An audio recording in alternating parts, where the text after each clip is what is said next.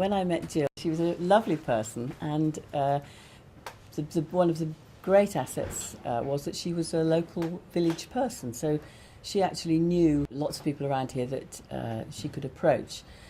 She had the idea of approaching the local pub and the local cafe. Obviously, give her a chance, give her an opportunity to do something, and she just took hold of the stick and ran with it. And that's what I like about her. Our first days in the morning, I reckon in the morning. Well, I've offered her a job, like paid job, so that says it all, I think. Yes, I enjoyed myself working in the pub. She also came up not only with 2 jobs, but live a part in the local panto, which was fantastic. It turned out we know loads of people who are involved in that, so that was lovely for Liv. I felt happy and enjoyed it, and thank you.